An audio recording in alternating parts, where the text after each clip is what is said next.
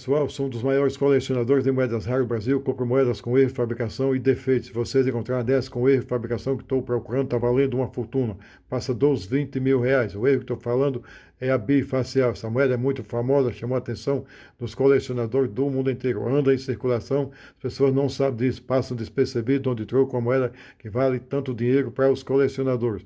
Essa é a famosa perna de pau bifacial, mas vou deixar bem claro que não é fácil vocês encontrar uma moeda dessa com esse erro que estou procurando, mas se encontrar, mande a foto que a gente negocia na hora. Viaja o país inteiro atrás dessas moedas, que chama a atenção dos colecionadores do mundo inteiro e chega a valer fortuna no mundo do colecionismo.